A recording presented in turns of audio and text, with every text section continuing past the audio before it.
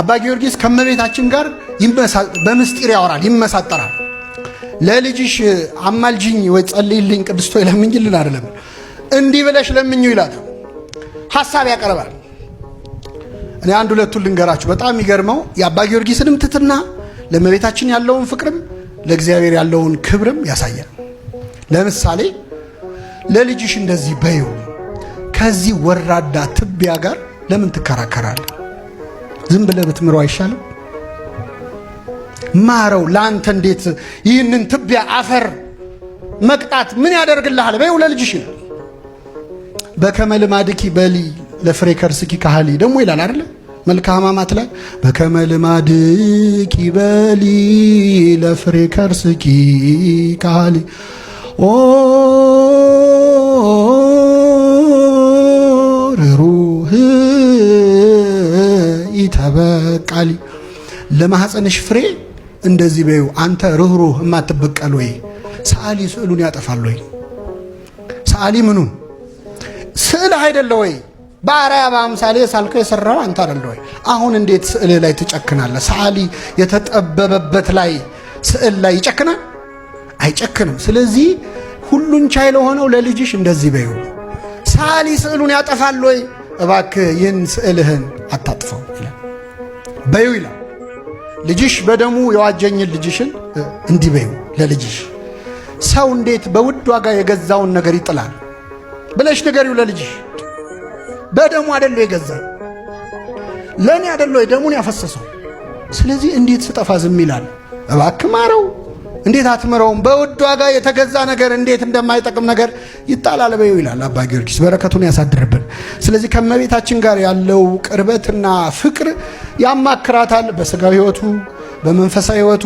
በዚህ ዓለም ሰው ከደረሰበት አድርሽኝ። እስኪ በሉ በዚህ ዓለም ሰው ከደረሰበት አድርሽኝ፣ በዚያኛው ዓለም ከልጅሽ ቀኝ አቁሚኝ።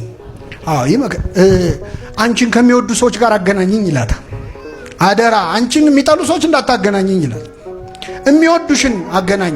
አንደበቴን አሳምሪልኝ፣ ግርማ ስጭኝ፣ ሞገስ ስጭኝ።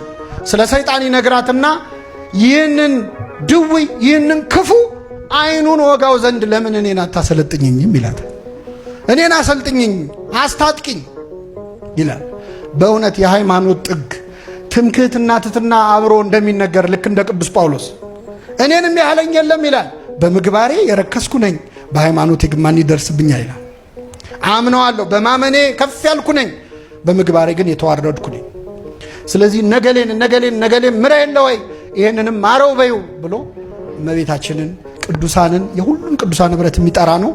የጌታን ልደት እንዴት አድርጎ እንደ አከበረ እንደዘመረ አባ ጊዮርጊስ እዛ የተገኘ አብሮ ከሰባ ሰገል ጋር የተገኘ ይመስላል። እችን አንብቤ ልውረድ። የአምላክ ልጅ ሰው የመሆኑን በዓል እናድርግ፣ የተሸከመችውን ማኅፀን እናመስግን፣ ላቀፉት ጉልበቶች እንስገድ፣ ላሳደጉት ጡቶች እንዘምር፣ የዳሰሱትን እጆች እናመስግን፣ ለሳሙት ከንፈሮች እናሸብሽብ፣ ከእረኞች ጋር ምስጋናን እናቅርብ፣ ከሰባ ሰገል ጋር እጅ እንንሳ፣ እንደ ዮሴፍ እናድንቅ፣ እንደ ሶሎሜ እናገልግል፣ በተኛበት በረት እንስገድ፣ በተጠቀለለበት በረት እንንበርከክ። እግዚአብሔር ሰው ሆነ፣ ሴት ልጅም የእግዚአብሔር እናት ሆነች። ለእርሱ ምስጋና ይሁን፣ ለእርሱም ስግደት ይገባል፣ ለዘላለሙ አሜን። ወስብሐት። ደስ የሚያሳይ ነገር ልንገራችሁ። ቤተ ክርስቲያን ውስጥ በየቀኑ እየሄድን ለቀን አንዴም ቢሆን መሳለም አለብን። አባቶቻችን በአብነት ትምህርት ቤት ባህል ጉባኤ እንኳን ባይኖር፣ ወንበር ባይኖር፣ ትምህርት ባይኖር ተማሪዎች ሄደው ትምህርቱ የሚሰጥበት ቦታ ላይ ሰላም ለኪ ብለው አቡነ ዘበሰማያት አድርሰው እንዲሄዱ ስርዓተ ቤተክርስቲያን ያዛል። ይሄ የሆነበት ምክንያት ምንድን ነው? መንፈስ ቅዱስ ላመኑና ለተጠመቁ ክርስቲያኖች በየ40 ቀኑ ጸጋ ይጨምራል። መቼ አይታወቅም። እየሰማችሁ? እኔ እውነት ነው የምነግራችሁ። አብረን አድገን የሆነ ጊዜ ድምፅ የሌለው ድምፅ ኖሮት አይቻልም። እየሰማችሁ? ሲማር ትምህርት የማይገባው የሆነ ሰዓት እሳት ሆኖ ነው። ምን ሆኖ ነው የሚያስብል ለውጥ ይታያል። የሆነ ጊዜ የሆነ ሰው ድክመት ተቀይሮ በኃይል ተተክቶ። ለምንድን ነው? መንፈስ ቅዱስ ደጅ ለሚጠኑ ሰዎች ሁልጊዜ ጸጋውን ምን ይላል? ይጨምራል። ስለዚህ በምንም ምክንያት የፈለገ በኃጢአት ውስጥ ብንሆን ሰው ሲታመም ከሆስፒታል አይቀርም አይደለም? ይቀራል? አይ በቃ ታምሜማ ሆስፒታል አልሄድም ምን ይባላል? እስቲ ሆስፒታል እንዴት ይላል? አይባልም። ስትታመም ነው። የፈለገ ብንረክስ ቤተክርስቲያን ደጅ ገብተን ሳንሳለም መዋል የለብን። ከ40 ቀን አንዱ ቀን ነው ያቀ ይደርሰናል። ሀብተ መንፈስ ቅዱስ ይታደለናል፣ ይጨመርልን። ከዚህ በፊት ያልሰሩ ቅድም ያልናቸው ሪሞቱ ላይ ያሉ እንትኖች ከኛ ማንነት ውስጥ ያልተጠቀምንባቸው አቅሞቻችን ይወጣሉ። ጸጋ መንፈስ ቅዱስ ይጨመራል። ዕለት ዕለት በቤቴ መግቢያ የሚተጋ የደጄንም መድረክ የሚጠብቅ ይላል እኔን ያገኘ በረከት ያገኛል። ይሄ መጽሐፈ ምሳሌ ላይ ራሱ እግዚአብሔር ቃል የገባው ነው። ዕለት ዕለት በቤቴ መግቢያ የሚተጋ በእግዚአብሔር ቤት መምጣት ብቻ ራሱ የሚያስጨምረው ጸጋ አለ፣ የሚያስጨምረው ዋጋ አለ። እንዴት እድለኞች ናቸው 24 ሰዓት ቤተክርስቲያን የሚሉ ሰዎች አሉ። በተለይ እኔ በጣም እቀናባቸው የአእምሮ ህመምተኞች ወይ በሆነ ችግር ምክንያት ሳይታሰብ ይበቃሉ፣ ቅድስና ደረጃ ይደርሳል። ከመላእክቱ ጋር አብሮ እንደመኖር ስለሆነ ማለት ነው። ለዚህ ነው ነቢየ እግዚአብሔር ዳዊት አቤቱ በቤትህ የሚኖሩ የተመሰገኑ ናቸው። እግዚአብሔር ቤት መኖር መቆየት ራሱ የራሱ ጸጋ የራሱ ዋጋ ስላለው ማለት ነው።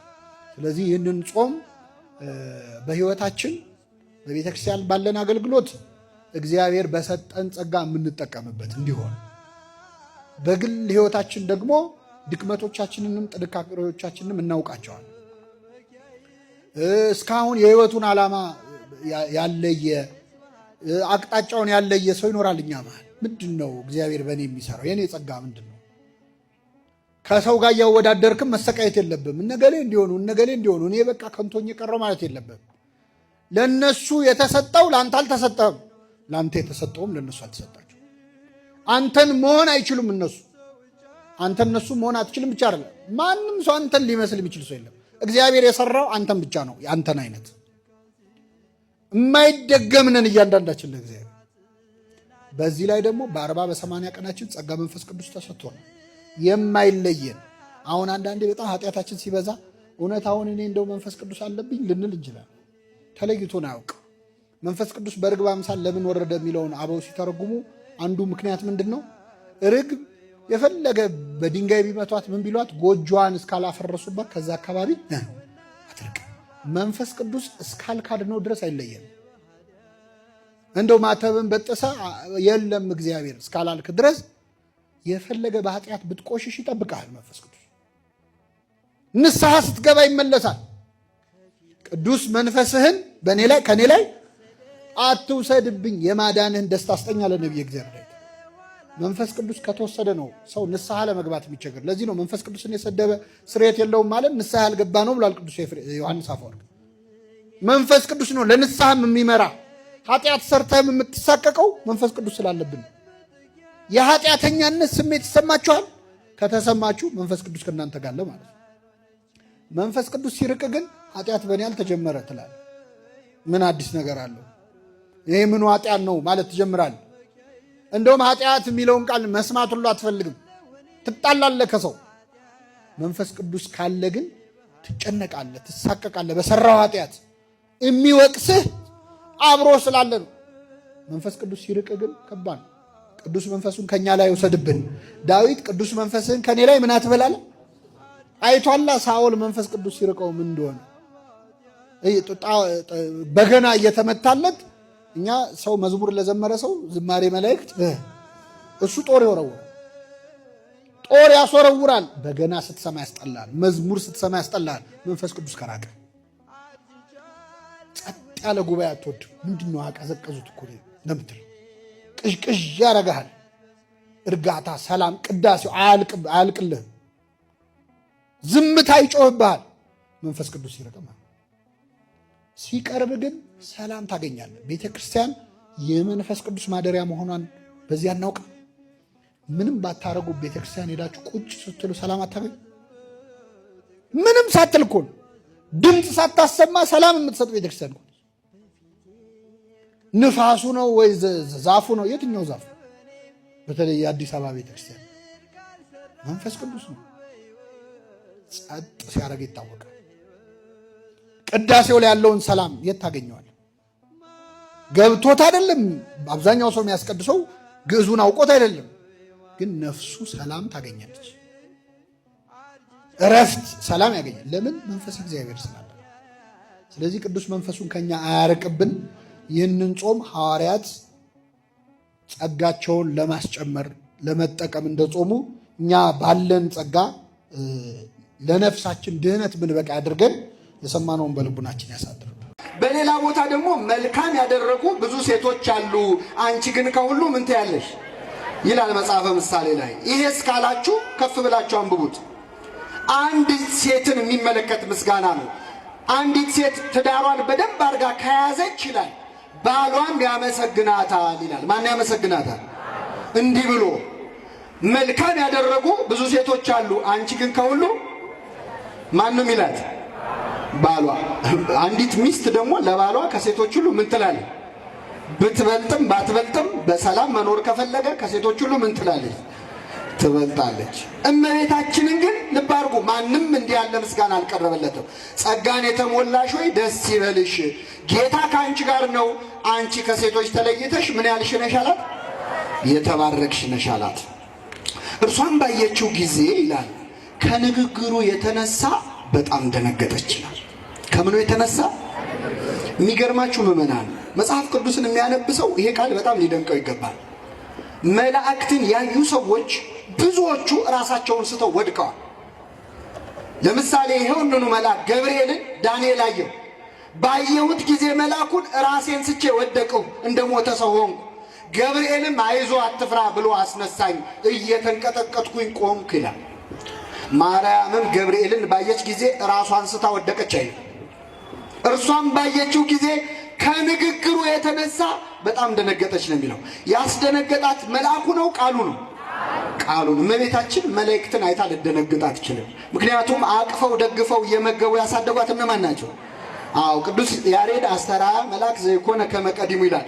እንደ ወትሮ ያልሆነ መልአክ ታያት ይላል። ፋኑኤል በክንፉ አልብሶ ሲመግባት ያደገች እመቤታችን ገብርኤልን አይታ ልደነግጥ አትችልም። አንዳንድ ሰዎች በተለይ ተሐድሶ ብለው ራሳቸውን የሚጠሩ መናፍቃን እመቤታችንን የጎዱ መስሏቸው የተባረክሽ ነሽ የሚለው ምስጋና እኮ ለሌላም ሴት ተነግሯል ይላሉ። ልክ ነው፣ ተነግሯል። በዚህ በመጽሐፈ መሳፍንት ላይ አንዲት ኢያኤል የተባለች የ16 ዓመት ልጅ አንቺ በእስራኤል ከሚኖሩ ሴቶች ሁሉ የተባረክሽ ሁኚ ብለው ዘምረውላታል፣ ቅኔ ተገኝተውላታል። ምን አድርጋ እንደሆነ ግን ልንገራችሁ። እስራኤላውያን ከአንድ ጨካኝ ንጉሥ ጋር ይዋጉ ነበር። ተዋግተው በዚያ ጦርነት ያንን ንጉሥ ድል አደረጉት። ድል አድርገው ግን ልክ ጦርነቱን ማሸነፋቸውን ሲያውቁ ንጉሡ እግሬ አውጪኝ ብሎ ከጦር ሰፈር ጠፋባቸው። ቢፈልጉ አጡት። ስለዚህ ደስታቸው ሙሉ አይደለም። ድል አድርገዋል፣ ግን ንጉሡን አልያዙት። በኋላ አንዲት የ16 ዓመት ልጅ ኢያኤል የምትባል እዚያው ጦር ሰፈር ውስጥ አንድ ድንኳን ውስጥ ስትገባ ገልጣ ስትገባ አገር የሚፈልገውን ንጉሥ እዛው ድንኳን ውስጥ ተኝቶ አገኘችው። አይ እግዚአብሔር በእጄ ከጣለህማ አለች። እንቅልፍ ወስዶታል። ድንኳኑ የተተከለበትን ብረት ካስማውን ነቀለችና መዶሻ አምጥታ በተኛበት በጆሮ ግንዱ አስገብታ ገደለችው ይላል። አንገቱን ቆርጣ ለእስራኤል አሳየቻቸው። ደስ አላቸው። አንቺ በእስራኤል ከሚኖሩ ሴቶች ሁሉ የተባረክሽ ሁኚ አሏት ይላል። ምን ያልሽ ሁኚ? አሁን እቺ ሴት ከመቤታችን ጋር ትነጻጸራለች? ምን አድርጋ ነው የተባረክሽ የተባለች? በአንድ እጇ መዶሻ አይደለ? በአንድ እጇ ካስ፣ በአንድ እጇ ክርስቶስን አቅፋ ያጠባች ያሳደገች ድንግል ማርያም ከዚህ ሴት ጋር አትነጻጸርም። በዚያ ላይ እስራኤል ምንድን ያሏት? ይችን ሴት የተባረክሽ ሁኚ ነው ያሏት። ገብርኤል ግን መጥቶ የተባረክሽ ሁኚ አይደለም ያለው። ምንድን ነው ያለው? ገብርኤል አልባረካትም፣ ቡርክት ሆና ነው ያገኛት፣ ተባርካ ነው ያገኛት እመቤታችንን። በእውነት በሕይወታችን አንዳንዴ ጭልም የሚልብን ጊዜ የለም አለ። ዙሪያው ገደል የሚሆንብን ጊዜ አለ። ሁሉም የሚጨልምብን ጊዜ አለ። ሌሊት ማለት ግራ ቀኙ የሚጠፋብህ ጭልም የሚልብህ ሰዓት ነው። ሲጨልምብህ መሄድ ያለብህ ወደ ክርስቶስ ነው። ምክንያቱም በክርስቶስ ዘንድ ጨለማ አይጨልምም። እስመ ጽልመትኒ ይጸልም በኀቤከ። ክርስቶስ ባለበት ስፍራ ጨለማ ጨለማ አይደለም። የጽድቅ ፀሐይ ክርስቶስ ሲያበራ የትኛውም ጨለማ ውስጥ ብትሆን ያበራል። ሲኦል ውስጥ ብትሆን ክርስቶስ እስካለ ብርሃን ነው የሚሆነው።